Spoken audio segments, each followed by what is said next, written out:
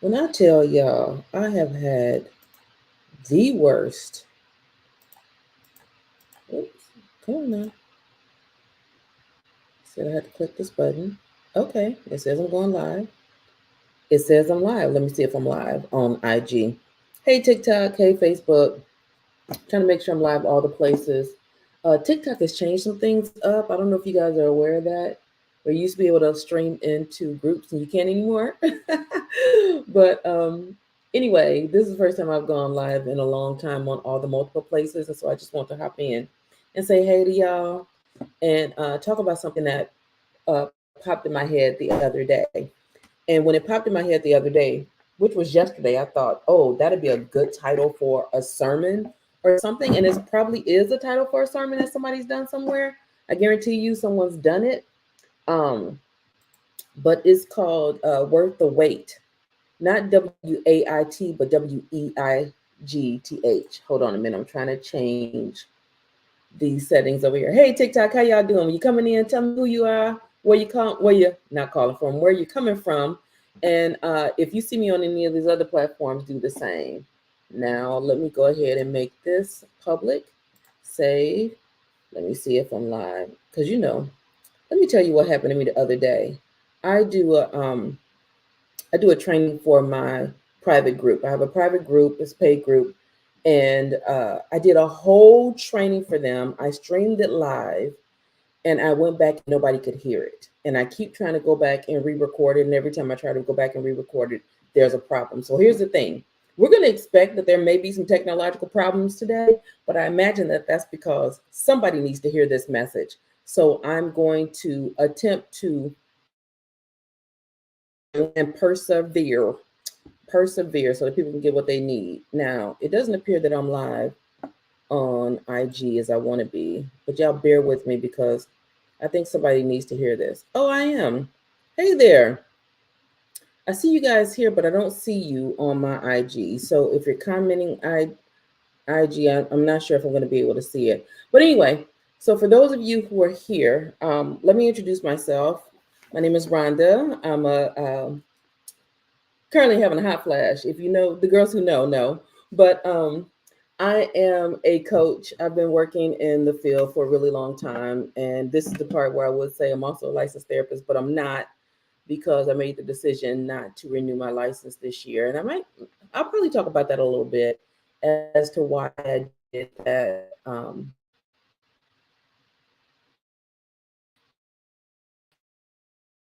Because I did a video on something about holding on to something just because you've had it for a long time. As I've navigated my divorce journey, um, at the age of 50, my ex-husband and I separated after almost 30 years together. And part of the reason that we maintained our marriage as long as we did is because we've been married as long as we have been, right? And because we've been married as long as we have been, um, we kept a marriage that had long seen its expiration. And I know people have different thoughts and ideas about marriage and what that looks like and what that's supposed to look like and all of that. But I have long rebuked anybody else's opinion about my personal journey of navigating a marriage that I knew was not the marriage for me. I knew it wasn't the marriage for him either. And so, for those of you who want to get on and pontificate about marriage and religion and all of that, feel free. But I'm not paying not one bit of mine, because I know my journey and I know what I've gone through. I also know that on the other side of it, I've experienced a level of joy that I had not had in the context of that relationship. So, with that being said, feel free to say what you would like about my marriage. I ain't studying you one bit. But what I will say is, coming through that journey has taught me a lot about myself. Um, and as a coach and as a therapist and as someone who has helped other people navigate their healing journeys for a long time, I've been doing this work for a long time. Um, it wasn't surprising to me that I would have to do the work, but it was maybe surprising to me how difficult it was to do. And so, with that being said, uh, I've always had an awareness of, just the healing process is a difficult thing, but it's another thing when you actually lean into it and do it for yourself. Um, and it was not fun. It was not fun. But that takes me to the title of this live, which is worth the wait. And I was thinking about how, our burdens feel so heavy often, right? It feels so heavy. I remember when I was in that season of my life where I knew my marriage was falling apart mentally and emotionally. I was falling apart. I was not my best self. And it just felt so heavy all the time. And at the same time, right, I was still showing up in my gift. I was still showing up to help the people. I saw a post today, and I actually screenshotted it from like 4 years ago when we were in the pandemic, right? So for those of you who don't know, as I mentioned, I was a licensed therapist up until April 4th. I had been a licensed therapist from January 2003 until this past April, so a little over 21 years. I had not used my therapy license at all. I had no plans of ever going back into the field and doing therapy in that way again. And the only reason I kept that license, the only reason I kept renewing it, and I was scrambling for CEUs, and I was just getting any CEU I could get to make the numbers, and I wasn't really, invested in doing the work in that way. But the only reason I held on to it is because I had it for so long. I had it for so long, and the thought of releasing it just felt a little like I wasn't ready, even though I didn't want it anymore. I didn't want the hassle of it. I had no use for it. And so when I decided to let it go, that was somewhat freeing, right?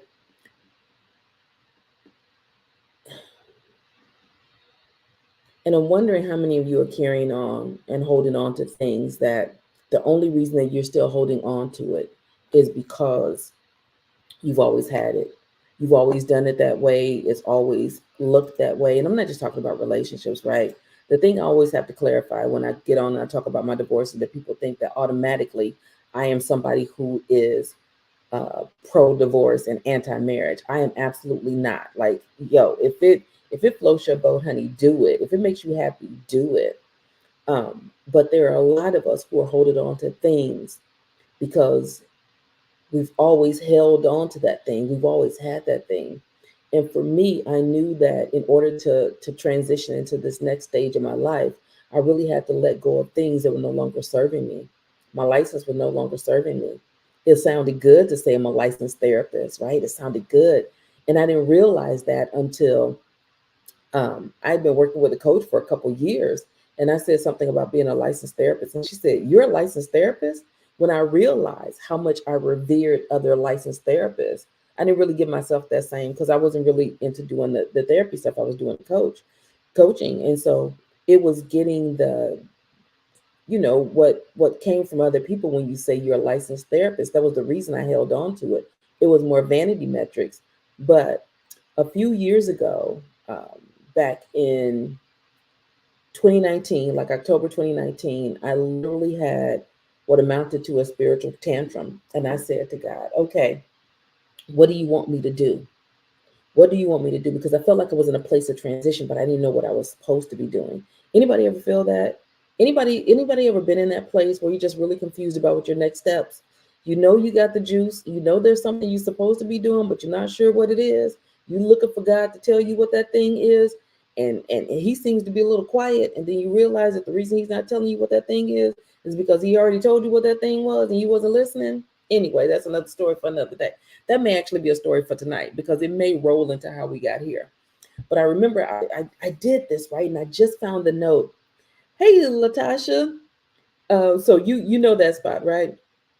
I just found a note that I written to myself where the response, what I heard back was do all the things.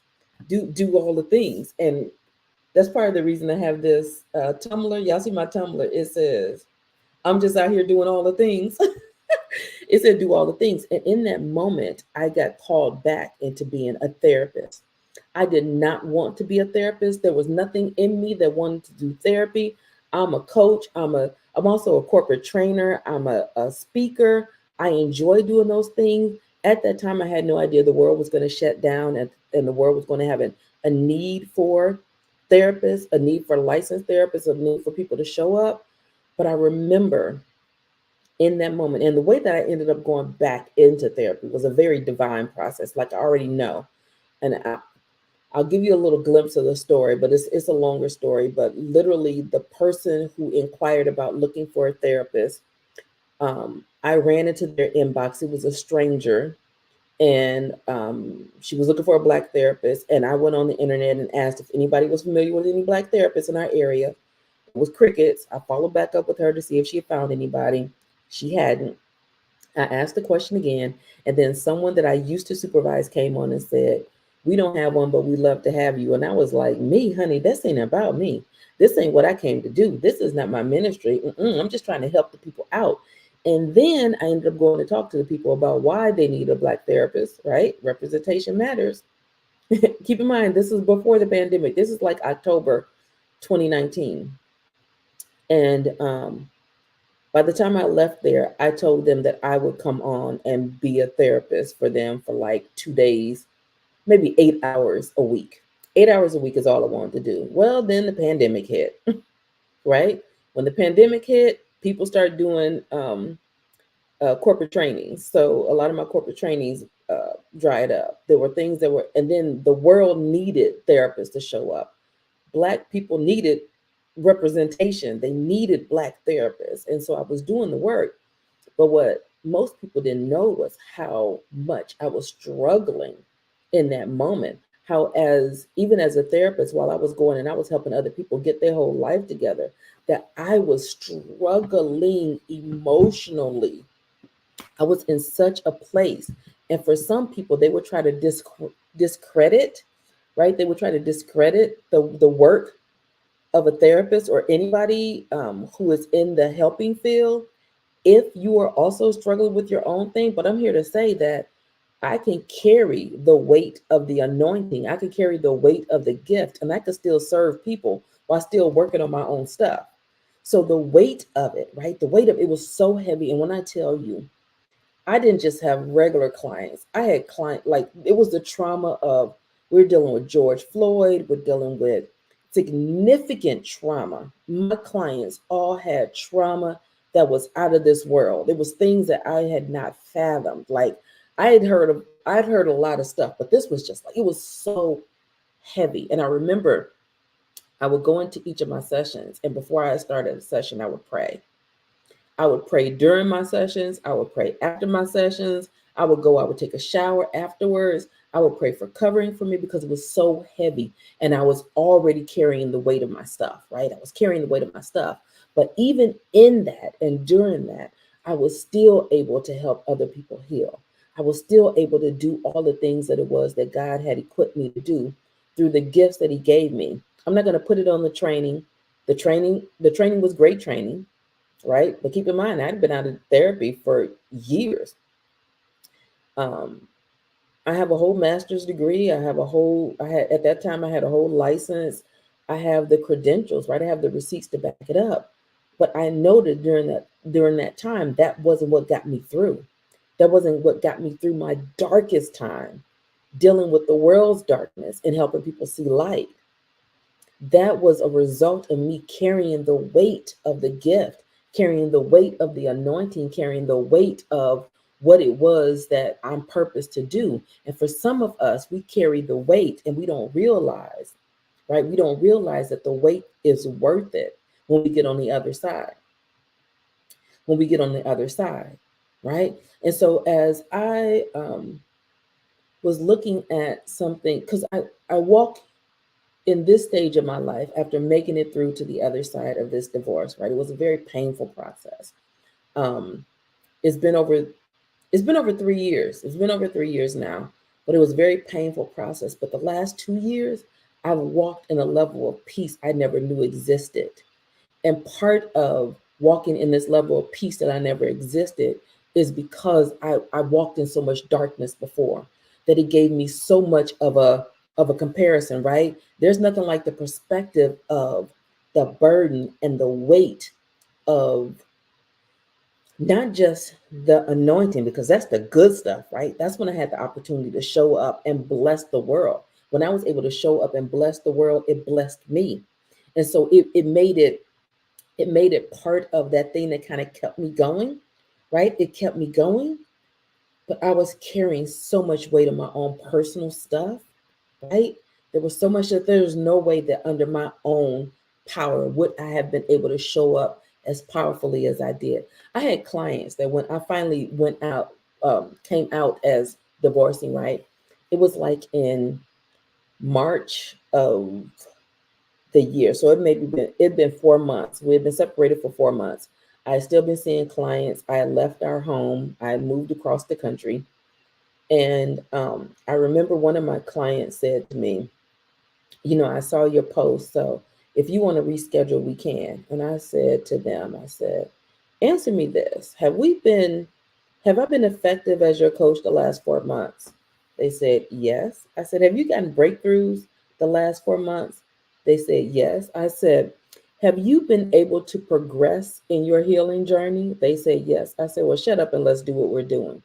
Because what they didn't know is I've been going through it. I've been going through it. I've been going through it. Hey, Melissa, how you doing? I've been going through it and being in that going through it, right, carrying the weight of my world crumbling. I was carrying the weight of my world crumbling, but I was also carrying the weight of my assignment. And sometimes we disqualify ourselves from the assignment because of what we're going through. And I'm here to tell you that the weight of the anointing will carry. It will carry and it will cover. You can still show up. Do not allow what you're currently going through. And I see you, Grammy. I started my divorce last week, married for over 18 years. Any advice? Absolutely. I have lots of advice.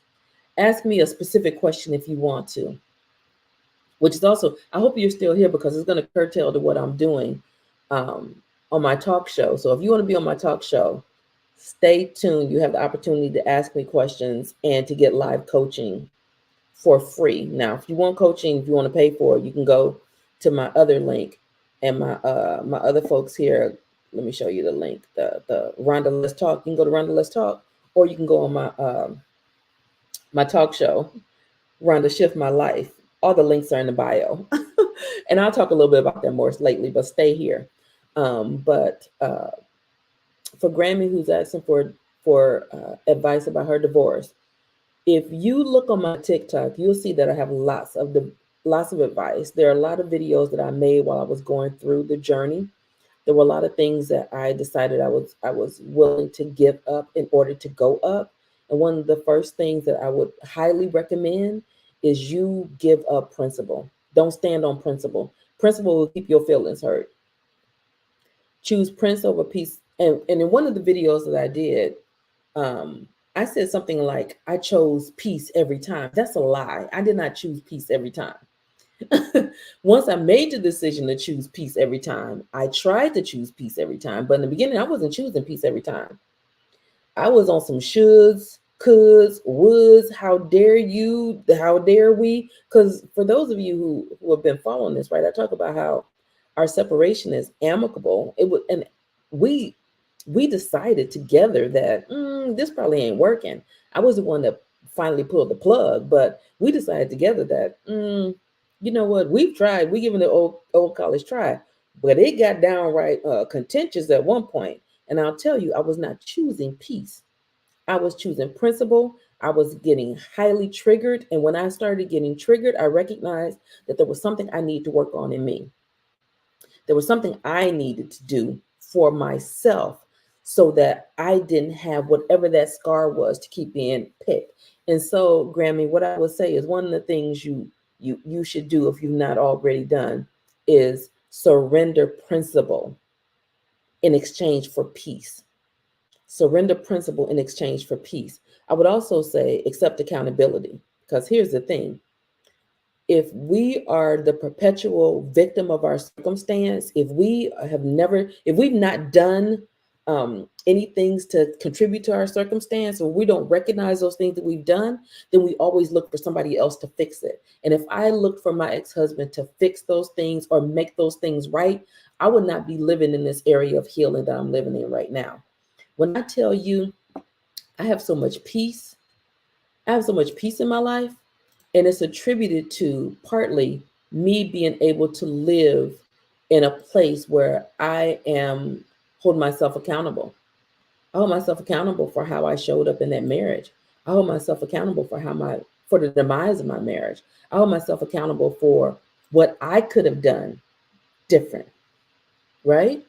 So that's one of the things I would say as well. If you are not seeking therapy or have a coach and an objective person, get a coach, get a therapist, get an objective person that you can speak to, because your friends, as much as they love you, as much as they want to support you, they might not have it in them. Because I'll tell you, as good as we all are, even as a therapist, if you hurt my friend, now I want to fight you.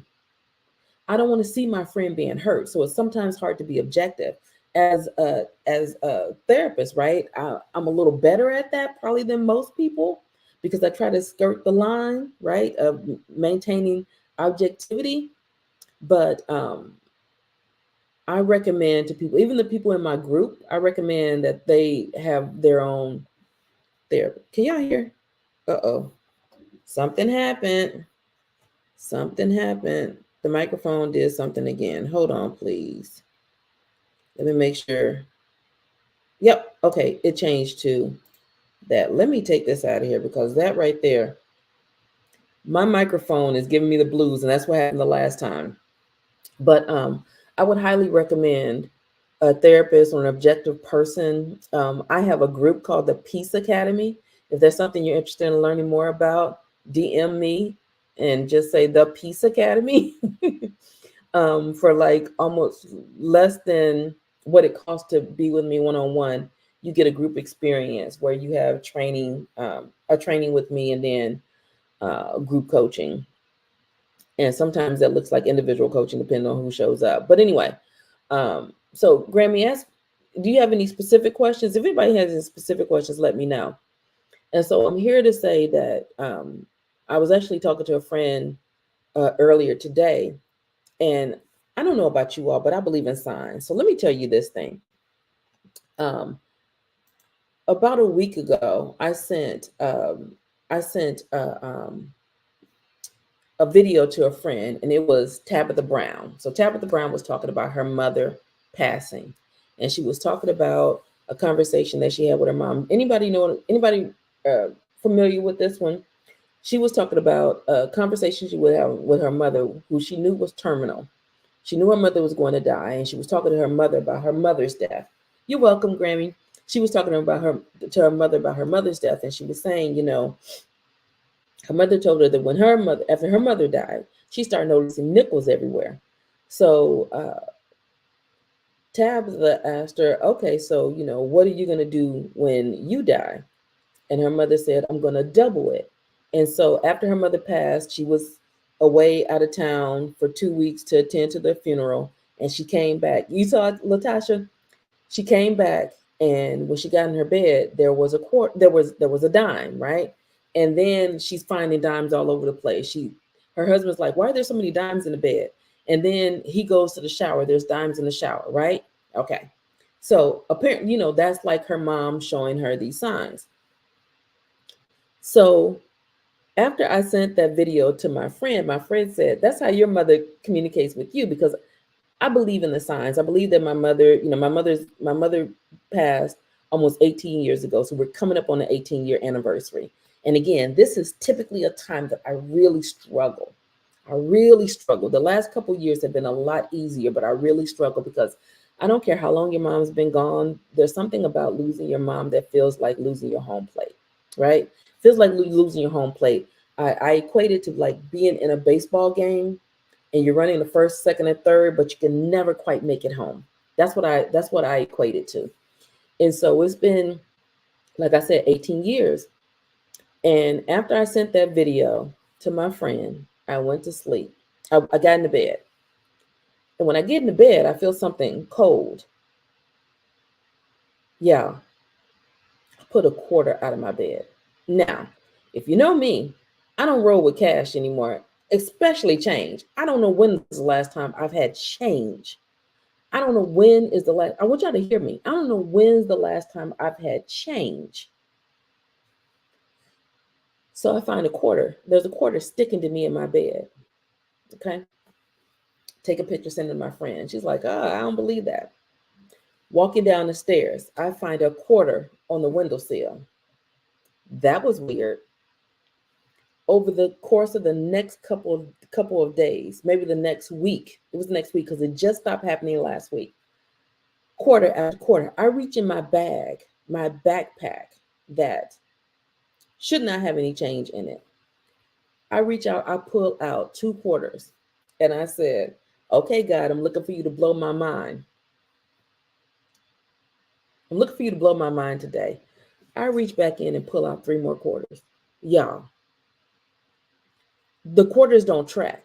And we found quarters in really quarters by the bath, by the trash can, quarters, another quarter fell out of something. Quarters have been showing up.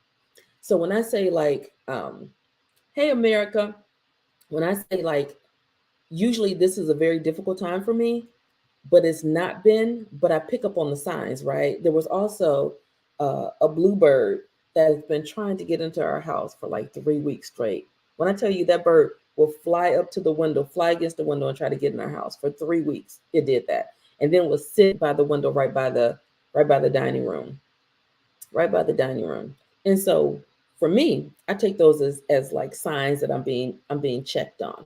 So it really helps the process and for me to navigate that. But what I recognize even as right, even as a therapist, even as somebody who has helped other people through their process, that I never really properly grieved my mother's death when she first died. Like I put on this whole like I'm okay, I'm good. I wasn't letting anybody help me.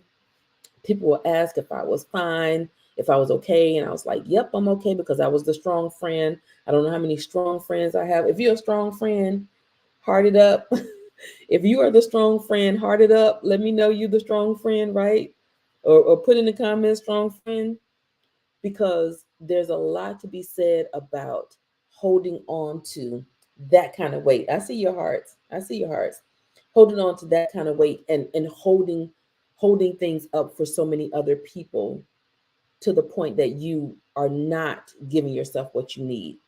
Again, as a therapist, right? Back then I'll say just a therapist, but I was a therapist and I was a clinical director for a foster care agency. And so I did a lot of, I did a lot of work around trauma, around grief, around, all of those types of things. But when it hit, I went inward and I didn't allow anybody to help because it just felt a little too vulnerable to be the strong friend and be the one that other people, other people need you, other people are pulling on you. I also had 4 kids. There was a lot going on.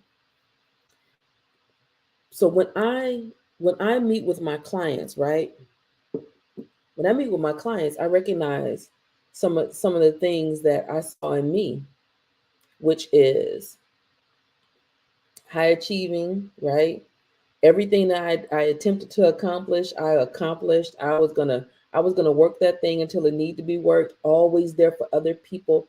Over server, like I'm go uh, out best friend you in the best of ways, which I realized was also probably a control issue. I realized that. Besides the fact that I really enjoy, like I've always been that person. Um, but I see a lot of the women that I work with, and I can call them out and call them up to their higher selves because I know what that process looks like. I know what it feels like to have your heart completely breaking on the inside and show up with a smile and serving other people.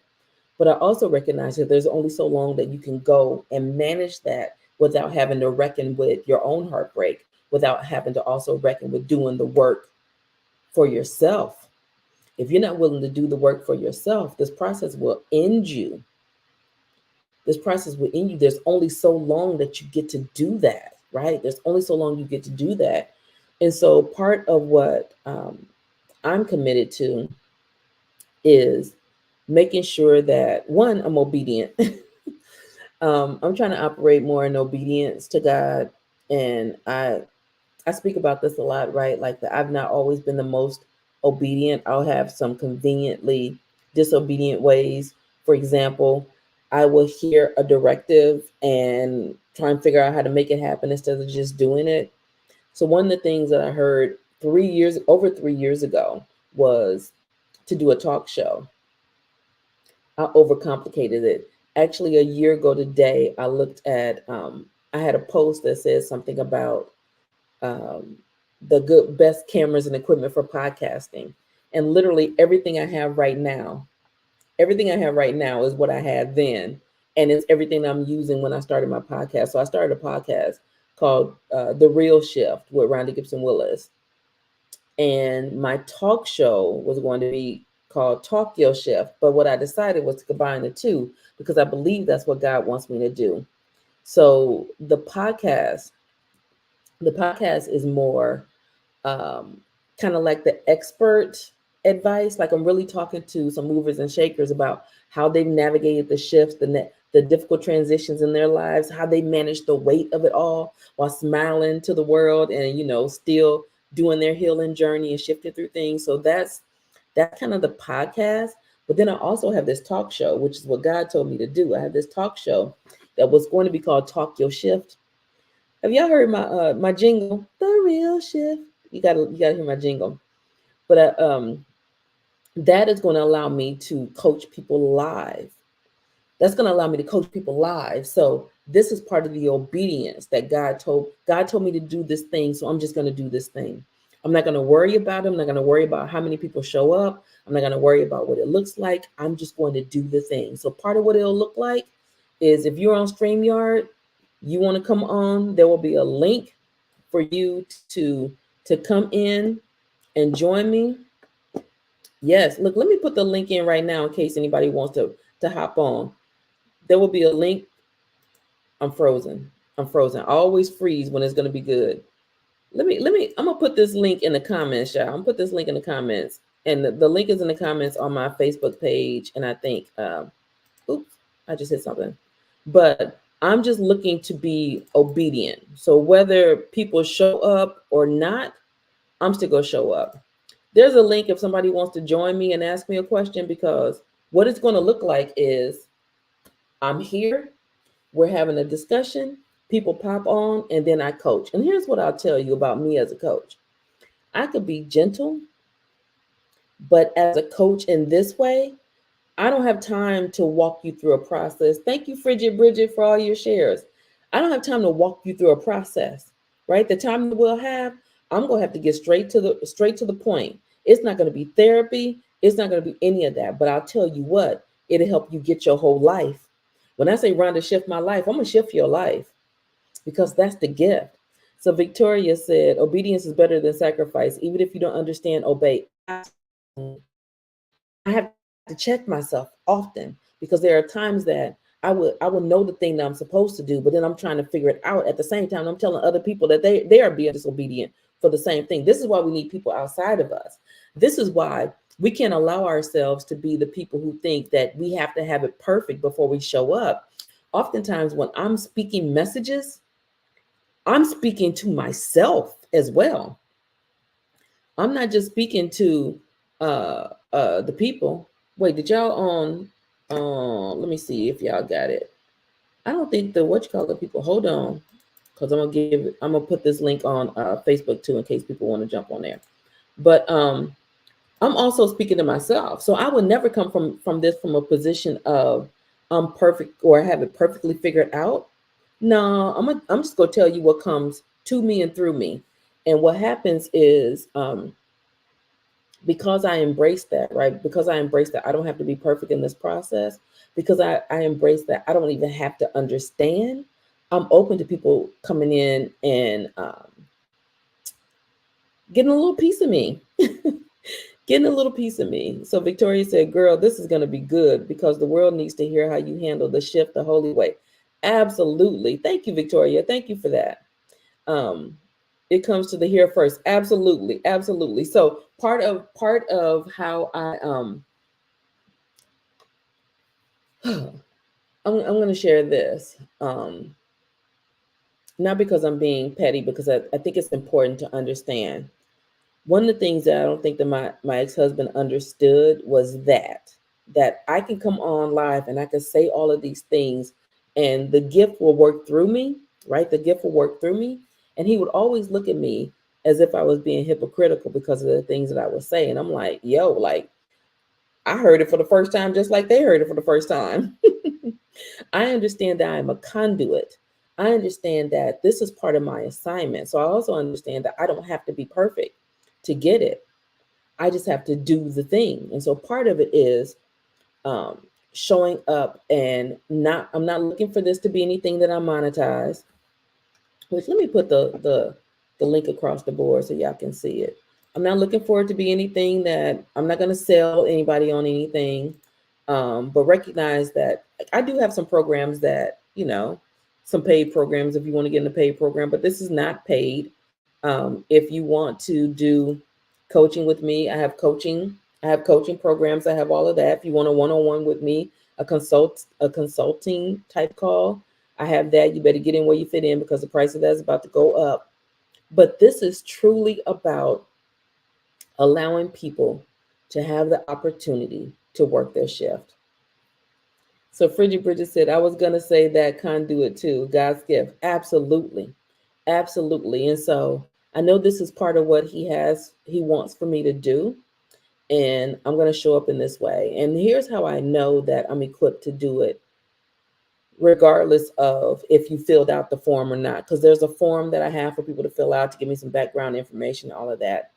There was somebody on TikTok the other day who made a post, and I commented on their post, and then I hit them up in their inbox and said, hey, if you need somebody to talk to, I'm here. I'm not trying to sell you anything. And I was actually very intentional about not trying to sell anything. I'm just being obedient. Literally, when I saw their post, it stopped my scroll. I stopped and I commented, right? I commented on their post and let them know, look, basically, I'll give you a free session if you want it because I'm just being obedient. I didn't know anything about this person. And as they're talking, I know everything about this person, right? So the things that come to me, and so that lets me know, while it'll be nice to have people fill out the pre-form, because there's a pre-form to this, I can take folks who want to come on just now. If somebody on TikTok, if you want to come on right now, do a request. Now, I be seeing some of the people that be trying to come on TikTok, and I deny most of them. But if you're in the comments and you say you want to join, let me know. Give me a heads up. I don't think I'm live on IG. I'm not. It says I'm live on IG here, but I'm not. But if you all want to get on, I don't know how to get IG on. I see a lot of you on here. Let me give y'all the link too in case y'all want to come on. I think that's how Kendra G does it. So yeah, so once we had that conversation, they were like, oh my gosh, there's so much. Like I gave them so much information. So what I would say is, if you're going to book to be on my show, make sure you come equipped to take some notes. I mean, the show will post live. It will go live. You have the opportunity to look at it. It's not therapy because I'm not trying to walk you through a process. I'm not trying to process your past traumas. I'm not trying to do any of that. That's why I got out of therapy. That's not what I want to do. I want to help you to shift, to navigate the shift, to identify the mindset traps that are keeping you in the place that you're in right now. Because some of you are stuck in a place that you're in right now because of how you think, the thoughts that you think about yourself, the things that you say to yourself mentally. So that's part of why I show up in the way that I show up and why I'm showing up now. Because I really need to figure out how to repost this video that I just did, and I'm a little perturbed because it didn't work. But I was meant to go live today. I was meant to go live today because somebody needs to hear this. So if you guys have any questions, if you want to go on live with me, knock yourself out, come on through. But if you have any questions, let me know. I used to do this thing called office hours in my Shift Queens group, which is a group that I have on Facebook.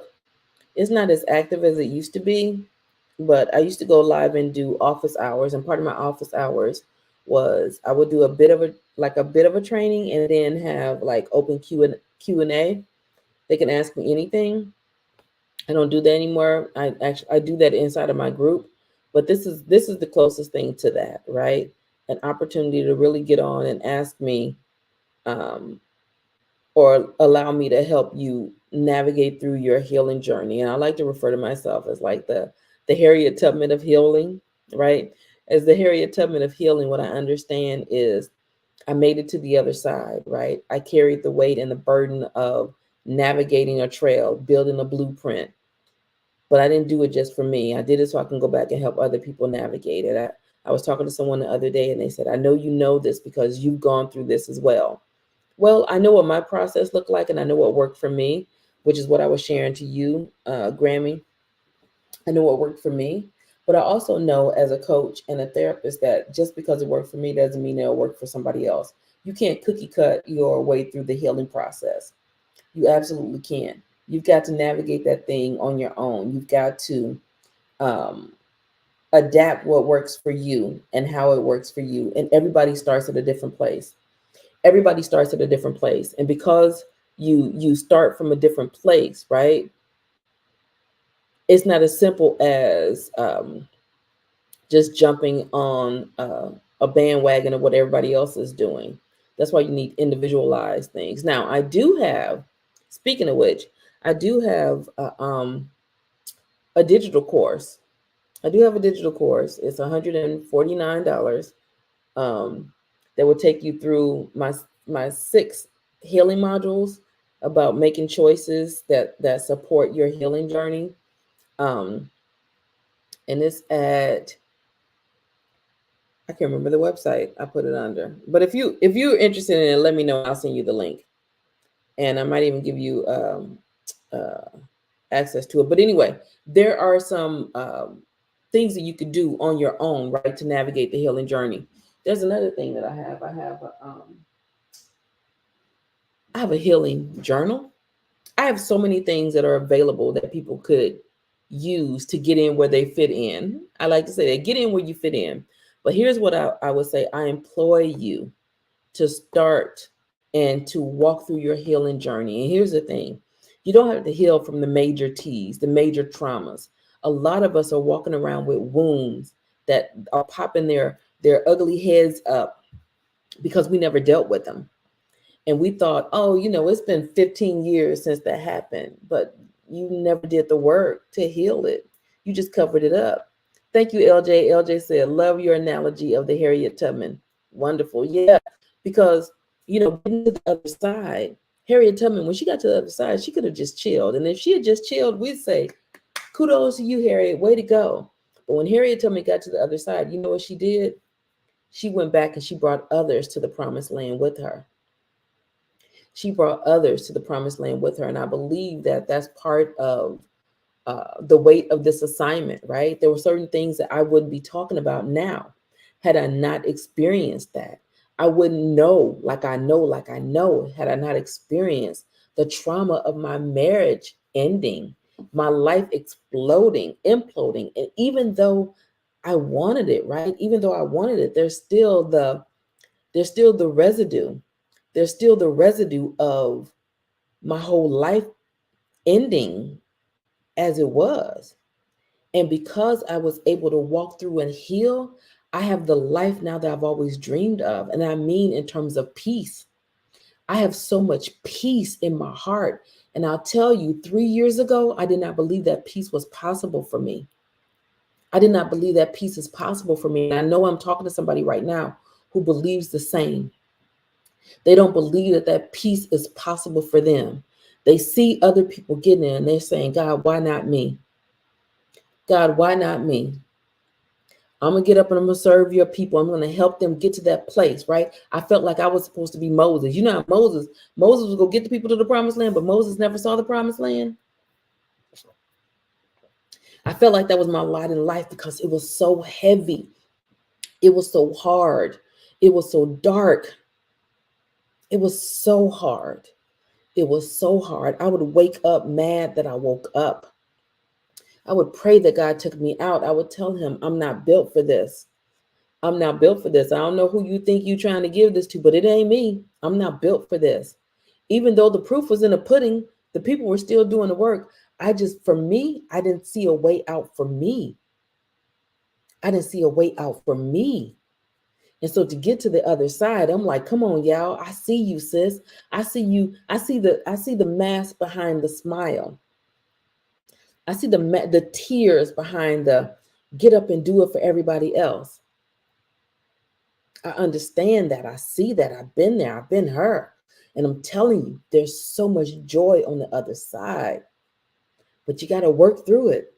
You got to work through the weight of it all. You got to carry the weight of it all. It's worth the wait. Trust and believe. Trust and believe. Trust and believe. There's a promised land for you, but you've got to do the healing work. So Beautiful Heart said, oh, you talking about the promised land. God been talking to me about the promised land. Come on now. This is not an accident that you're here. It's not an accident that you're here. LJ said, Rhonda, so many of us live behind a veil of putting on a face for others when we have trauma issues to deal with. Absolutely. When you've not identified the reasons why you won't go back and deal with those things, right? So some of us, right? Some of us got to get our mind in the right place so that we can allow ourselves to get there. I know for me, as a therapist, I knew it was going to be hard. I knew I wouldn't want to do the work. I knew that it was going to be difficult before it got easy. I knew that I was going to, I knew it was going to be rough. And I have some pictures. I could show y'all some pictures of me going through the process.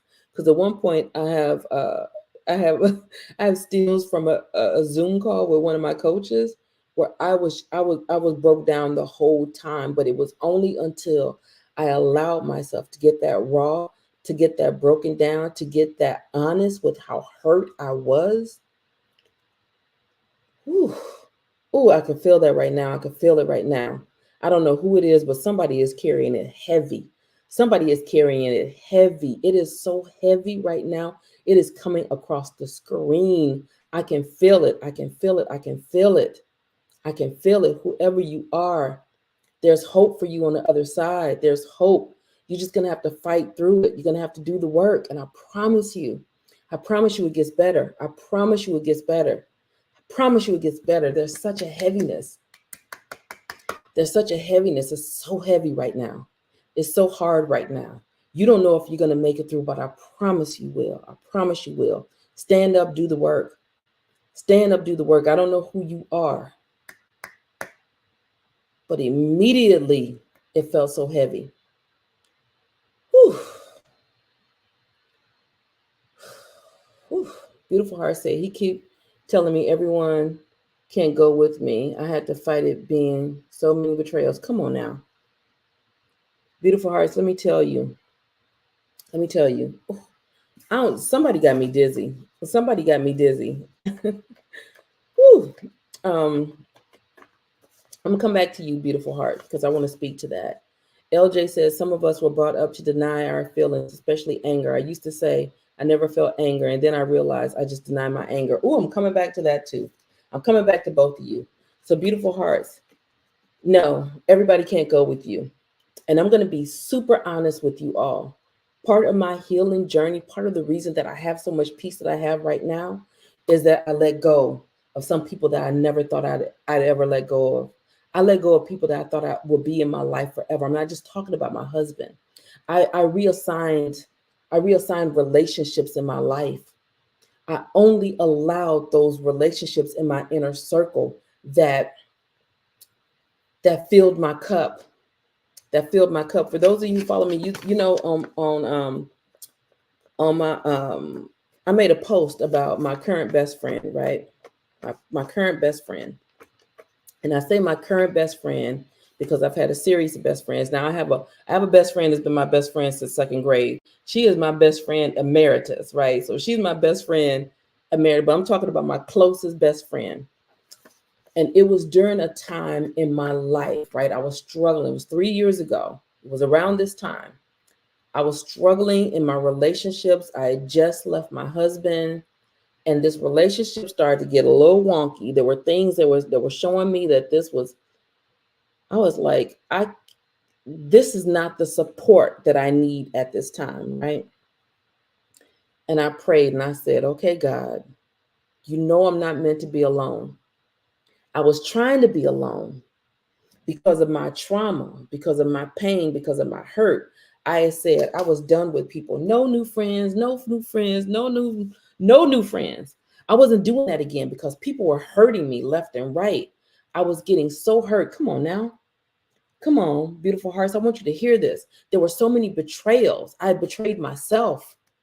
And in the betraying of myself, I was allowing these betrayals because I was so hungry for other people's company, for other people's approval, for other people's acceptance, right? I was betraying myself. And I found myself in this situation where I knew this friendship was not going to last. And so when I talk about my current best friend, again, I've had lots of best friends, right? I have best friend emeritus. She will always be my best friend. She's been my best friend since second grade.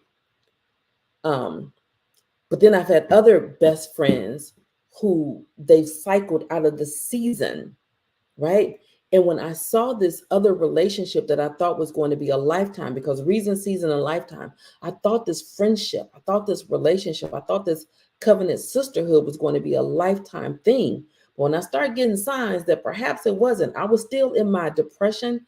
I was heavy in depression. I was heavy in my woundedness. I was heavy in a lot of things. And I was finding that this relationship was looking a little toxic. And I said, God, if you don't want me to be by myself, like, you got to send your people. Send your people. Because in my mind, I was done with people. I was done with people. I was going to get an RV and I was going to travel. I was going to do van life. I was going to live in my van, maybe get a little cute little puppy that I could have.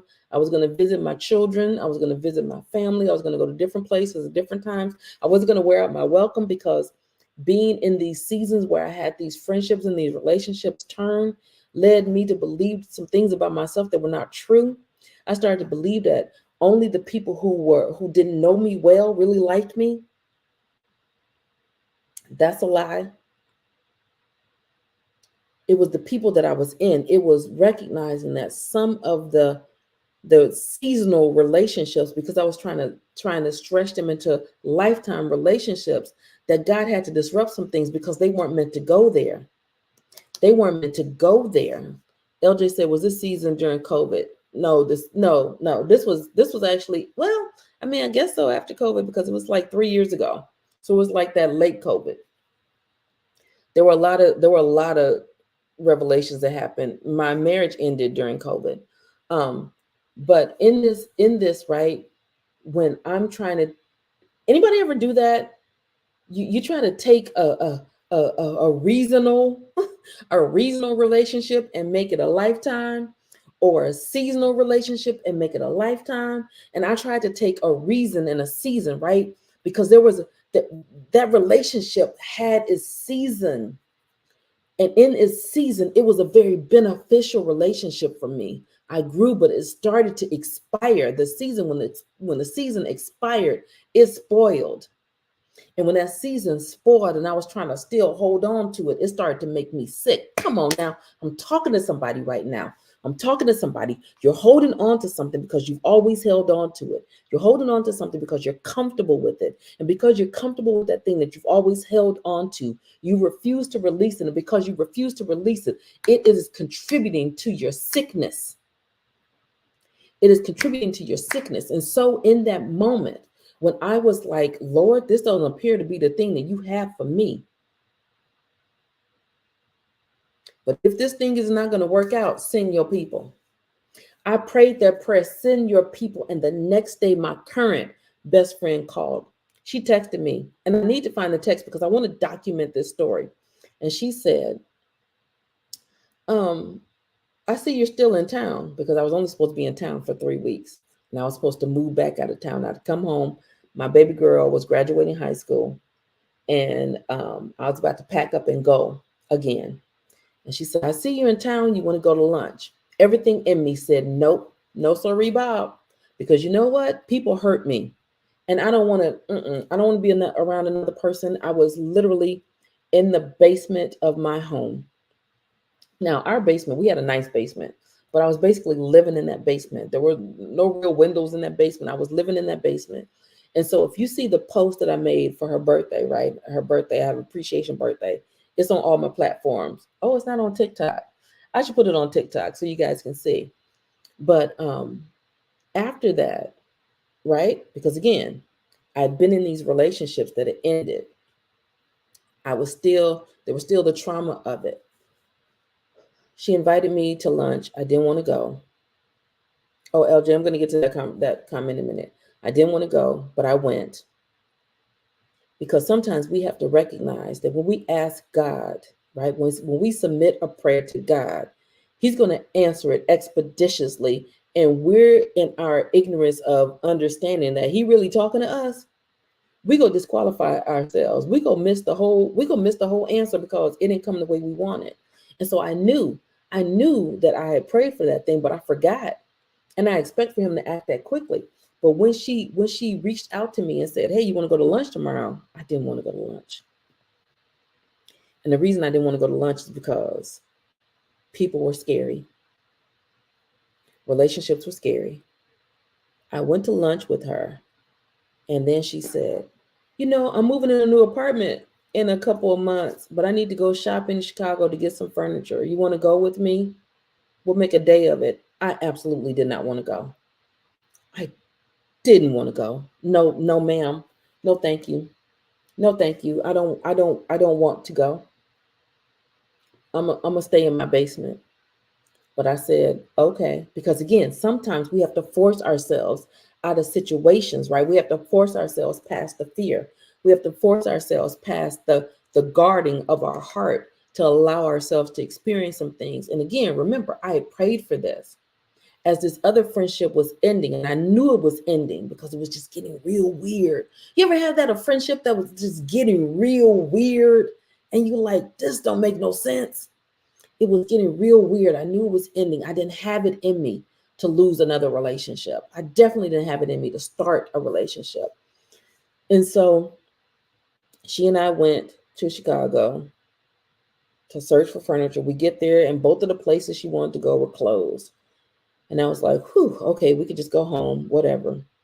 And she says, you want to come back next weekend? We can make a weekend of it and just get the furniture, and we can work from Chicago, because both of us can work from home, both entrepreneurs, whatever. And I was like, ugh, I guess I'd had a great enough time with her, right? It got me out of the basement. And what I found was, in that season, God was giving me exactly what I needed. If you've seen the video, right? If you've seen the video that I posted, like her birthday just came.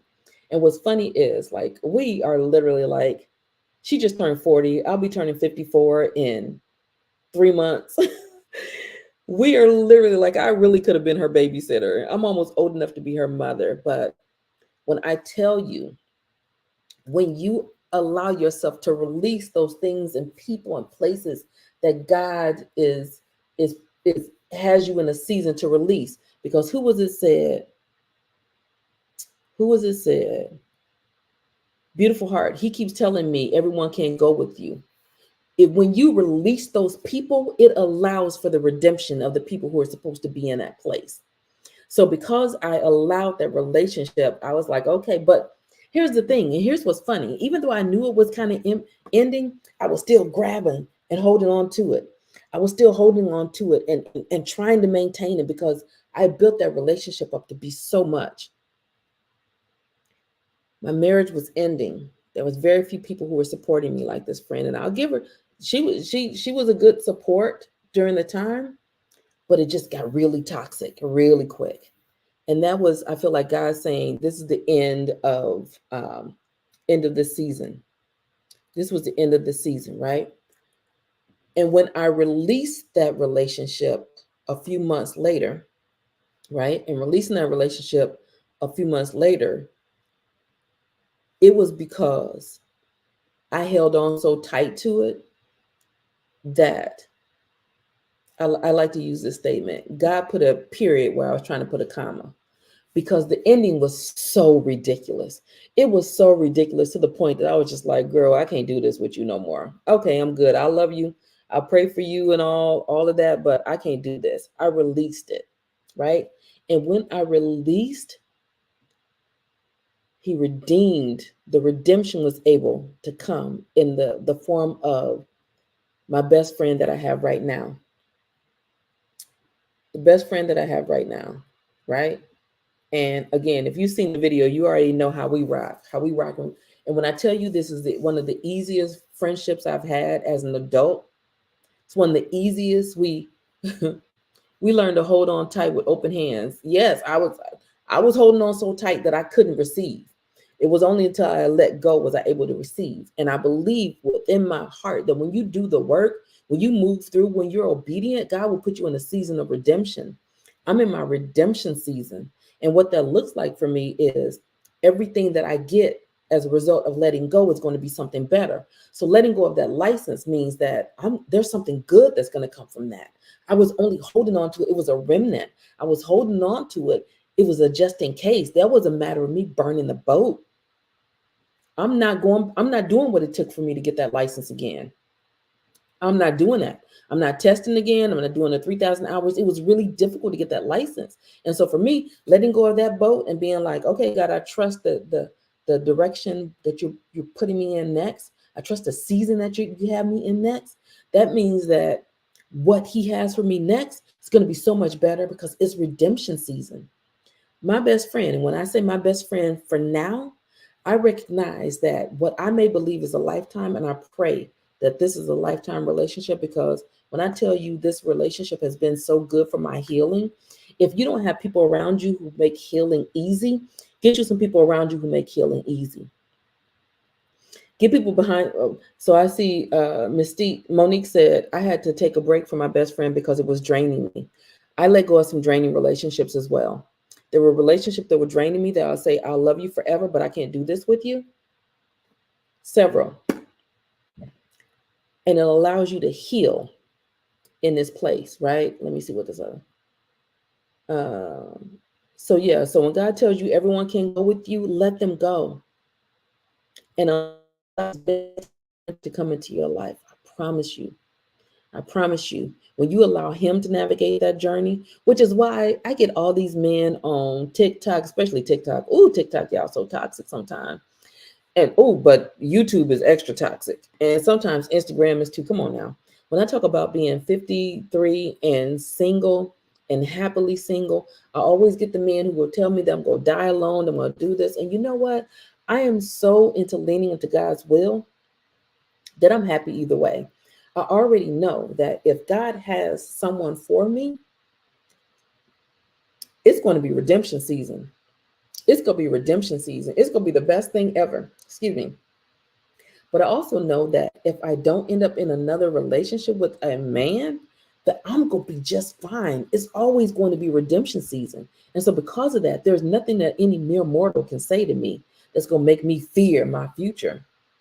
I will not fear my future because I know who holds it, right? And because of that, and because I know I'm in redemption season, because I did the work, I did the healing work, and in doing the healing work, I also got closer to God, and my relationship with him allowed me to see him for who he was and understand that he don't play about me.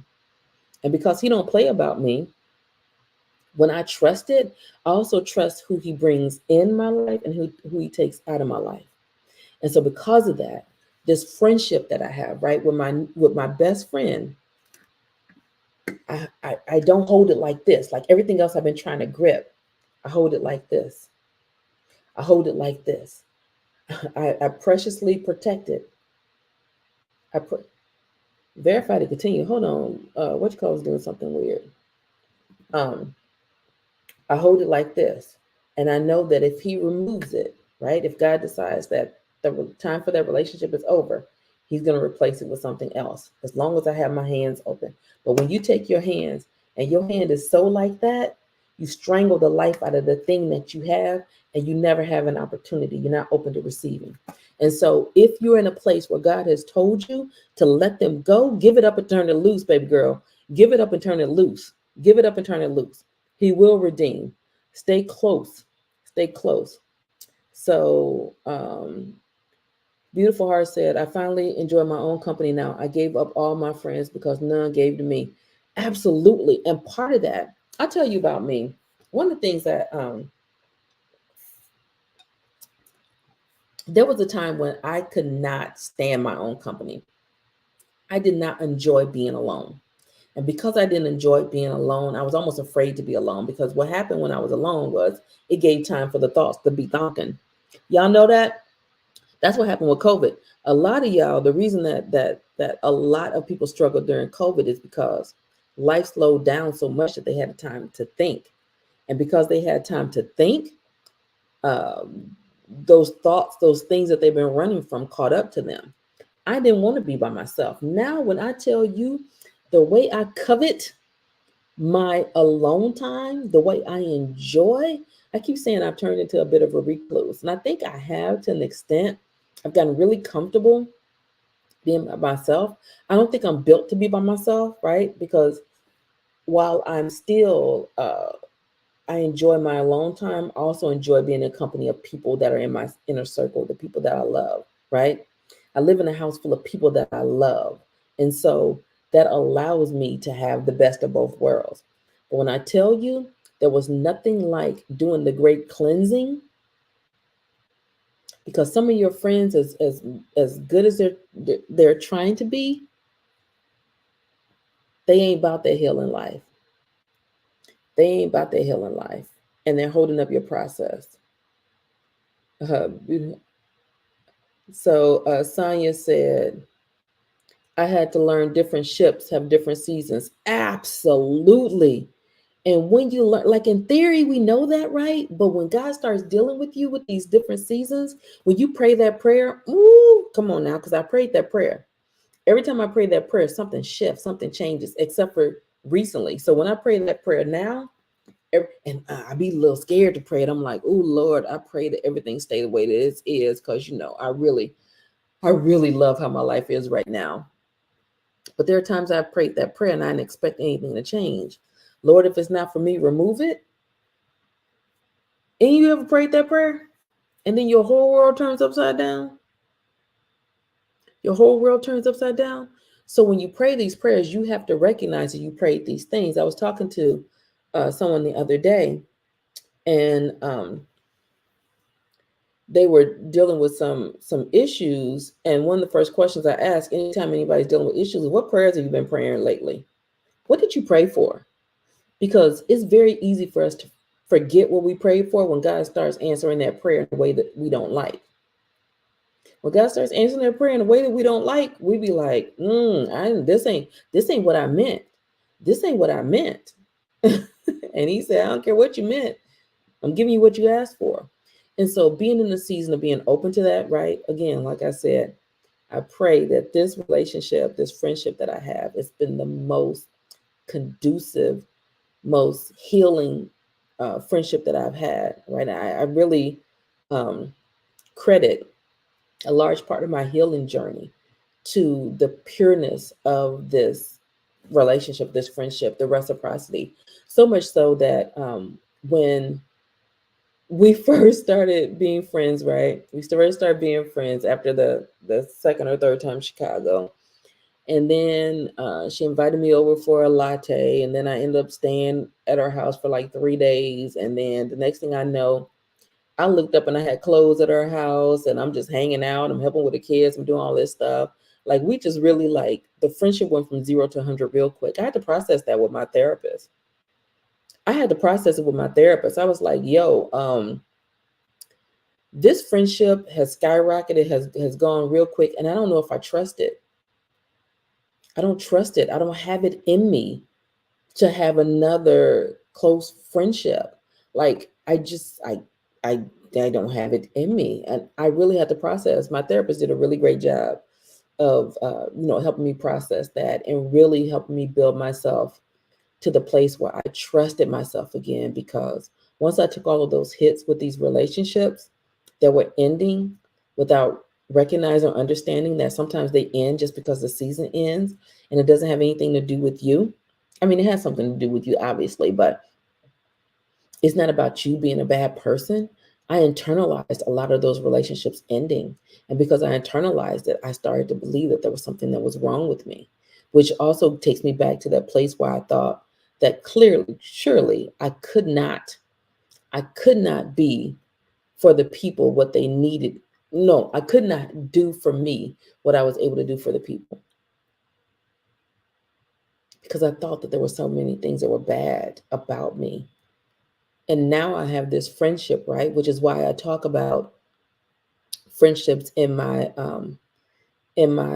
digital product, in my digital course. I have a digital course, and I talk about doing a friend audit and how to do a friend audit. Really assess who are the people in your life who are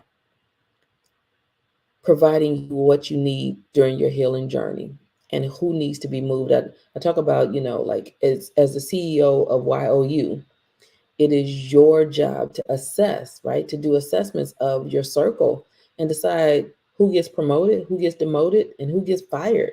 And some people need to get hired. Like some of you don't have the right people in your circle. That doesn't mean that you have to, excommunicate folks, but you should definitely be looking at who are the people in your circle? Who do you allow to be in that inner circle, and how are they serving you?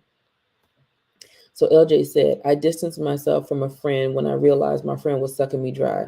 Everything was about her, a one-sided. I gave and she took. Come on now. Come on now. When I tell you, one of the things I demanded of my future relationships was reciprocity, right? I shared a meme the other day that said, equally yoked friendships are important too. I don't want any friendships that are unequally yoked. I'm not going to be in a friendship where there's not reciprocity. I'm looking for people who like to give and do for as much as I do. Now, the best friend that I have now is like we don't even have to ask each other, and maybe that's part of the thing. Hey, Frida Hicks, I love this. Every time I do this, right? I talked about my mother. My mother's name was Frida. And the last couple of times I've gone on live, I've seen a Frida, Freda. One time I saw Frida Glenn. Frida is my mother's name, and Glenn is my father's name. So I see you popped in. I know you popped out, but I appreciate you for being here. Um, but yeah, the reciprocity that I have in this friendship is to the point. You know how it's hard for you to ask people for something? We don't even have to ask people each other for stuff most of the time. And anytime we ask, it's like absolutely. It's one of those things. If I can't have friendships like that, I demand of the people in my inner circle that they are the type of friends that I am to them, that I am to people. And I want to be able to unguard my heart so that I can show up in friendships without believing that it's going to end in trauma for me. Right? I want to be able to believe that. And so that was part of what, when I'm talking to God and saying these are the things that I need in this next season, and being open to that, but also recognizing that I don't want to push any season into a lifetime that was only meant to be a season. Some of these people we got to let go. If God is telling you they can't come with you, they can't come with you. Let them go. That's a weight that's holding you down. LJ said, we learned to hold on tight with open hands. Yeah. And then she said, or LJ, I don't know if you're male or female. Thank you for the reciprocity and equally yoked. Makes perfectly sense. Yeah, absolutely. Like we spend so much time talking about what we want in a romantic relationship that we don't we don't do as good of a job talking about what we want in our platonic friendships. Like, yo, like if we're doing it right, we should have many friendships and one romantic, right? Unless you're on that Neo stuff, doing what Neo's doing. Um, but he's polyamorous for those of you who didn't know. But we should only have one relationship. But think about how we should be nurturing the friendships. And I saw a meme, and it was on I want to say, okay, hey LJ, it was on the holistic psychologist. I believe that's what her tag is on IG. I love her, Nicole. I forget her name, but she does a lot of really good posts on healing. Maybe this probably wasn't her, but the post said that, you know, significant relationships are just as beneficial for us as therapy and all those other things. And I absolutely agree. I would not have been able to heal in real time without the having the opportunity to have safety in a relationship with a friend, right? And so I look at this, my friendship, for this friendship, if my romantic relationship, right, if they can't cover me and love me and be have the reciprocity and see me the way that this friendship does, that's not the romantic relationship for me. I'm not doing this with you. I'm not doing this with you. And so part of what I believe is part of God's plan in this friendship, right? Because God has given me several relationships to practice some things and understand some things about how He works. But in this friendship, I believe it was for Him to see that I can be in have somebody in my inner circle who sees me for me and who welcomes all parts of that, who welcomes all parts of that. And so for the men who say I'm going to die alone, no, I got my sister friend with me. I got my sister friends. I cultivate great friendships, right? For the relationship aspect, do I want a romantic relationship? Sure. Am I clamoring for one? Mm-mm. Because it got to be the right one, honey. It got to be the right one. And there are a lot of men who are struggling with the idea of women who require that they do some healing work. If you're a man and you've not done your healing, I don't. Mm-mm, mm-mm. If you're not willing to do your healing work, mm-mm. No. If we're not equally yoked, mm-mm. So I know, just like God has redeemed my friendships, right? God will redeem my romantic relationships. And I'll wait for it. I mean, in the meantime, it'd be nice to have a buddy every once in a while. But I'm gonna wait for it. I'm not settling for less in terms of a long-term relationship. I refuse to do that. I trust this journey that I'm on. I know it's redemption season. I know that there are some benefits to healing. One of the benefits of healing is you're not thirsty. Ooh.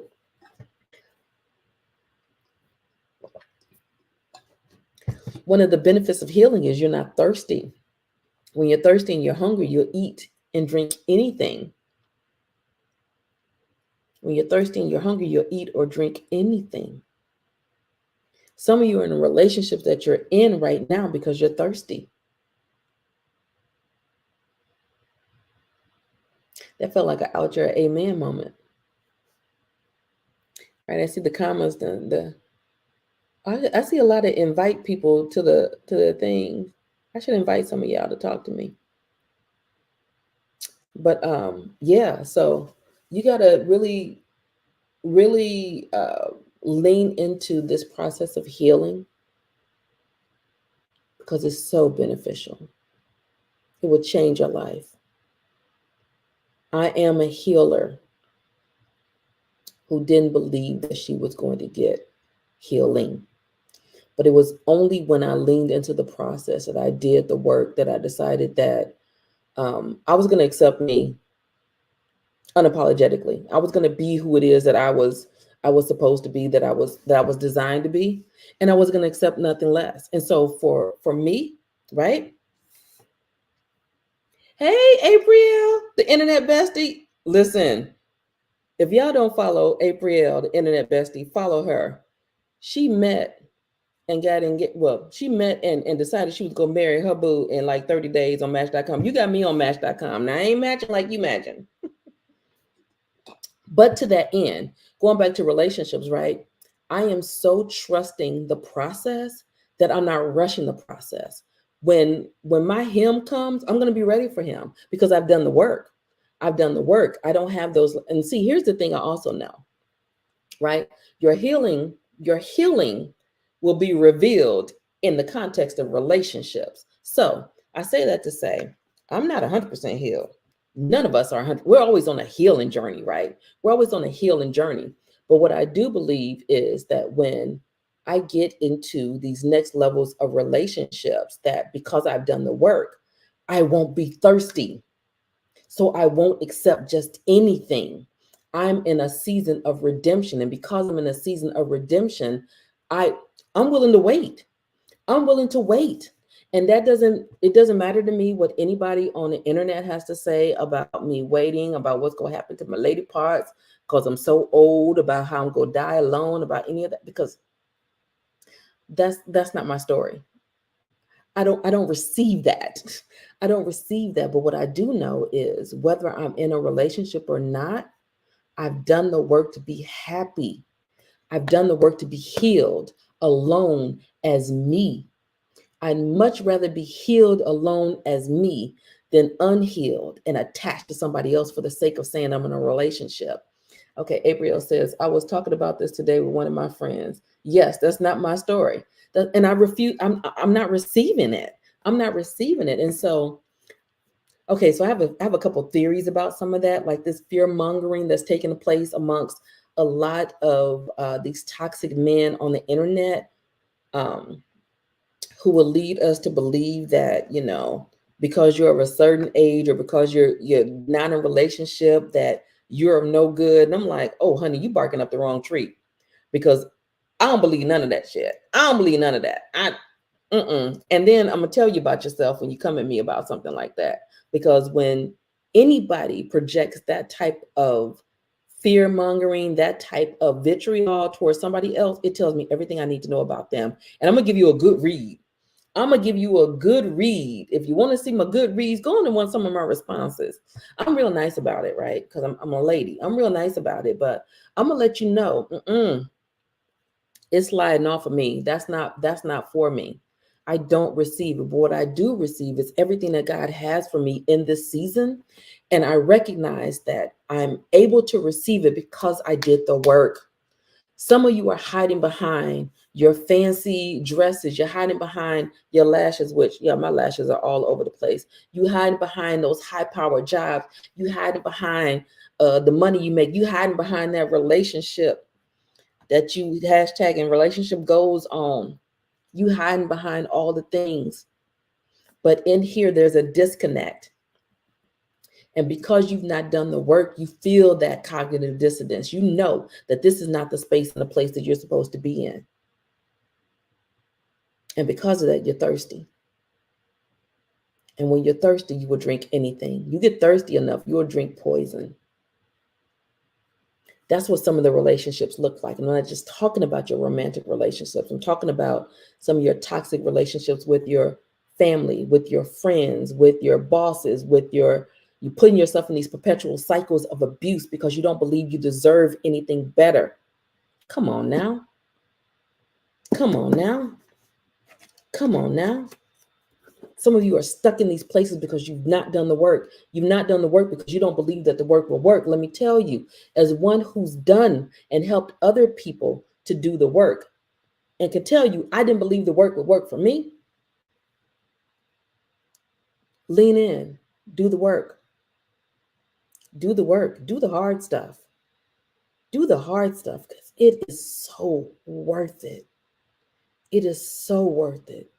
3 years ago, at this time, I was praying for God to just take me out. Please, I don't want to do this anymore. I was mad that I woke up. I was mad that I would wake up. I believe that I was irreparably broken. You hear me? To the studs. Now I know better. And because I know better, I expect better. And because I know better and I expect better, I accept better. Come on now, somebody need to catch that. Because I know better, I expect better, and I accept better. You have to be willing to accept better so that better can land on you. I don't know who need to hear that, but somebody need to hear that.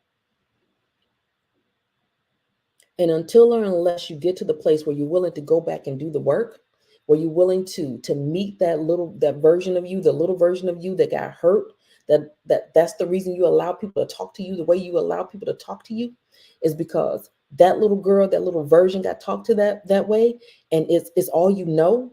In her, you're stuck in that trauma. Come on now. It's time to break out of that. It's time to do the work. It's time to lean into it. It's time to stop stopping. It's time to put your big girl and big boy drawers on and stomp with the big dogs. Healing's not pretty. And again, I got the video to prove it. I got the pictures to prove it. I went there, I got the t-shirt. And a large part of why I show my journey, that I've been showing up on this internet, showing my journey. 3 years ago, I posted that very pitiful looking TikTok, right? It blew up with so many people who were in this journey of divorcing after 50, after decades together, and lost. And if you look at that very first video, right, I was 4 months in. I was still in my healing journey. I was still trying to find myself. And as you watch the videos over time, and look, if you got some time, go scroll through my TikTok. You watch the evolution over the time. You will see the process. You will see my progress. You will see what it looks like to walk that thing out in real time. I walked that thing out in real time. I have videos that I was literally taking videos because I felt in my heart that if God got me to the other side of it, he was going to use my story to help other people. So I need to document. I have a video on there on my TikTok that's so pitiful looking. Y'all, it's so pitiful. And it's the day that I decided I was not going to go back to my marriage. I was in my car, I was driving, and I hit record, and I didn't realize how pitiful I looked, because in that season, I always looked like that. In that season, I always looked like that. But looking back, I look at how pitiful I look. Come on now. Some of you will see that video because it transitions to me from one car into another car looking completely different. I look like a completely different person. And it's not the lashes, it's not the hair, it's not all of that.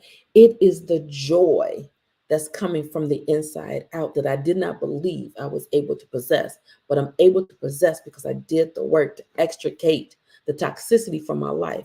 And some of that toxicity was external with the people, the places, and the things, but some of that toxicity was inside. It was some of the things I was telling myself. It was the things I was allowing in myself. I'm gonna tell you, some of those relationships did a number on me. They did a number on me. It was hard. It hurt. And I could see that there's some of you, these relationships that you're in right now, they're doing a number on you. So much so that you've forgotten who you are. You've forgotten who you are. You forgot that you're worth more than that. You forgot that you deserve more than that. You forgot that more than that is available to you. And I'm not saying this to say, leave your marriage. But I'm also not saying stay in a marriage that is not good for you. The last several years of my marriage, I knew that that relationship was not good for me. Mentally and emotionally, it was not. As much as he tried, it was not good for me. Mentally, it was not. But if I had left when I wanted to leave the second time, because let me tell you, wait, 1, 2, 3. There were several times that I asked for separation in that marriage. The first time was right before I got pregnant with our last daughter, and she's 21. Oh, and it was even before that. It was when my third daughter, who's 26, when she was a baby, I was still in graduate school. So let's say 25 years ago, I knew I wanted to leave that marriage. But I stayed because At that point, we had 3 kids. I was in school. It was just a lot. Then, so let's go from 1996, 97, 98, 1998 to 2002, right? So 98, 2002. Between 2002 and 2018, I just pretty much settled in. This is going to be my life. This is going to be my life. And I accepted it. It was good enough. Like, I literally had a good enough relationship. Like, my ex-husband and I could still be married to this day, and it would look good to other people. It would be good. Sometimes we had some really good moments. When we decided to separate, we had gone on a 3-week road trip. It was during COVID, and we were able to have some good times. We laughed with each other. So I firmly believe that I could have still been in that marriage and it would have been good enough, but it would have still been killing me on the inside. So 2018, I wanted to leave. Honestly, had I left in 2018 and really God told me, you've not done the work yet. You've been given to all these people and you've not served your home, and I hadn't. But if I left in 2018, I probably wouldn't have survived that. Just knowing my mental condition at the time, my mental and emotional condition at the time, and how steeped I was in my depression, I wouldn't have survived that. And so 2 years later, I was still depressed, but I wasn't as depressed. It wasn't like the Lord take me out depressed every day. 2 years later, I was at a place where it was easier to navigate. And I leaned in and I did the work. Now, the two of us, we went to therapy together. And I talk about that too. I started a TikTok series and then I stopped doing it because I'm going to write a book. But I did a series, How the Fuck Did I End Up Divorced at 50? It's on TikTok. I may take it down before I do the thing, but I speak about this, even going to therapy. Going to therapy, you have to make sure you're going to the right therapist. Our first therapist was horrible. She was a licensed therapist too. So I say that to say that just because somebody is licensed doesn't mean that it's the end all be all. You really have to interview your therapist. But we went to therapy. We went to 2 therapists, and I got my own therapist after we separated, and immediately started doing the work. I had a coach and a therapist, and I did the work. And it wasn't until then was I able to fully walk out of it and into my best self, because I was equipped with the timing was right, the foundation was right. I had done what I needed to do, but I firmly believe had I left in 2018 that I probably wouldn't make it. I probably wouldn't have made it. So Bo Ting says divorce is a very sketchy topic to advice on. I guess that's to give advice on. It absolutely is. And that's where the therapist in me comes in. Like, the therapist in me comes in, not that I'm doing therapy on my talk show. It is not therapy. But one of the first things they tell you in therapy school is you don't give people advice. Now, you ask some good questions. I ask some really good questions. I'm telling you, that's my superpower. I'm a great question asker. I love that about coaching, that I can ask some questions that people go, that's a good question. I hadn't thought about that. And when they think about that, it gives them a revelation. And so I don't give advice on therapy. I'm not telling anybody to leave anybody. I'm not telling anybody to stay anybody, particularly a coaching person. And I try not to do that with friends or anything. I'm going to support whatever decision you make because they teach us about autonomy too. Like, look, it's your decision to make. This your life to live. I'm going to support that however I can. Now, I did have a friend that was doing some things I did not agree with in her relationship. And I told her, look, quite frankly, if this don't work out, because you create a mess for yourself, I'm not helping you fix this. I'm a ride or die, but I'm not getting in no mess. So so I just want to be clear. I don't give advice on divorce. I give advice on navigating healing. I give advice on navigating the process of finding yourself. I give advice on my journey, some of those things. But when I coach people, I don't coach them. I don't tell them what to do. I ask them questions to help them to get their whatever their breakthrough is. And I'm damn good at that. I'm so good at that. I'm so good at that that it'd be a shame for me to give advice. But yeah, so if you're interested in being on my talk show, go to rhondashiftmylife.com. I don't know if I could put it in the link here because I don't know how this works. As happy as you seem to be, is your ex-husband any happier after the divorce separation? That's a good question. I mean, he seems happy. He seems happy. My kids say that we're both happier apart, so I would say so. He done moved to an island. Listen, he's living his best life, and I believe. And I would say that all the time, like, we're both dope people. He was not my dope person. He is somebody else's dope person.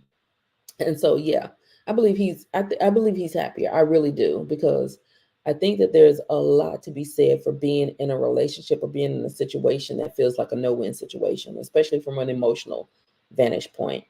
For me to feel like I could not fulfill his needs or make him happy, for him to feel like he couldn't fulfill or make my needs or make me happy, was a very difficult place to be in. Particularly, like for me, I really want to love somebody with my whole heart. And I know I was in that marriage very guarded. So yeah, I would say that he is. Now I haven't asked him, but I think if you were to ask him, he would say that he was. I think that he would say that he was. LJ said, it takes a lot to realize you need to get out of your marriage. God doesn't want us to live in a marriage that was hurting us emotionally or anyone. I divorced back in 1986. So happy. Yes, congratulations. And the things like the religious folks, the Pharisees will get on here and tell me how I am promoting divorce and I'm going to hell. I'm doing the work of the enemy. And I'm like, psh, I rebuke you. Get behind me. That ain't what I'm doing here. That ain't what I'm doing here. If that's what you got, you missed the wrong boat. You're looking at the wrong message. You're looking at the surface of things, because that's not what I do. What I promote is what God has for us. And God didn't have for me to be in that marriage because there was so much disjointedness and disconnectedness that it was stealing part of what he readily gives to me, which was my joy.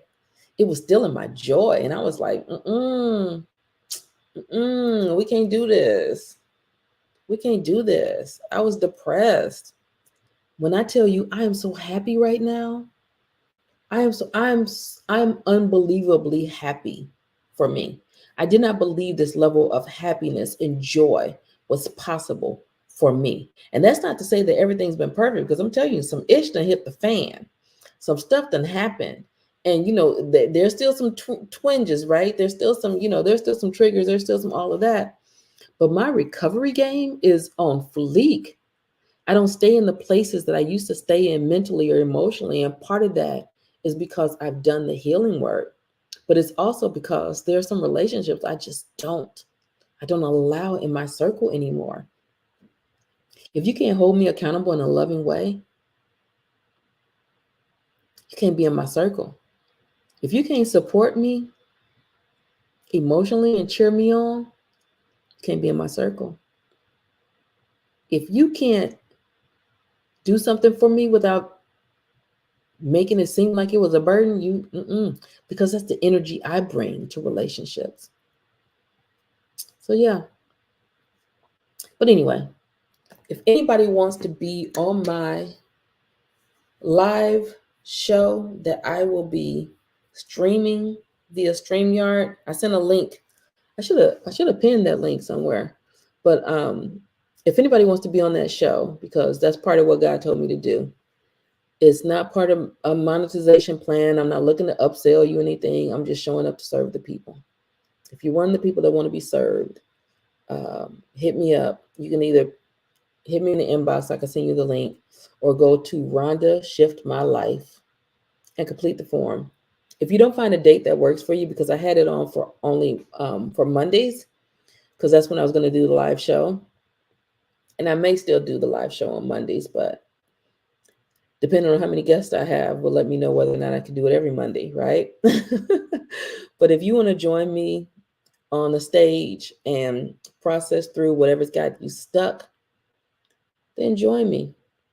Run to shift my life. I'm excited to do it. It's part of my obedience. It's part of what I'm supposed to be doing.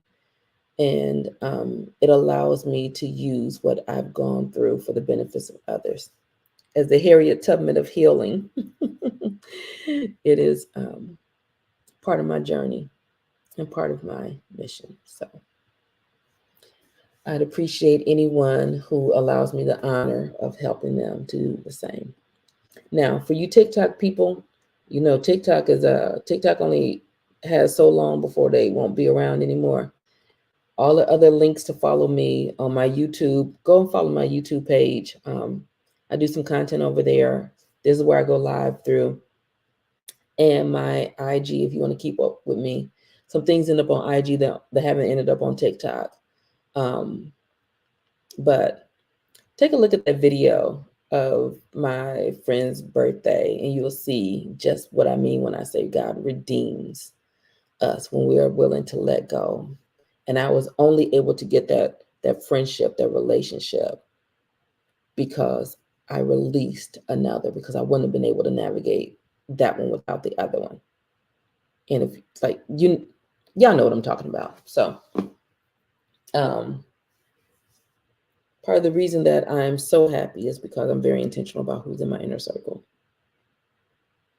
Some of you need to evaluate your inner circle and respond accordingly.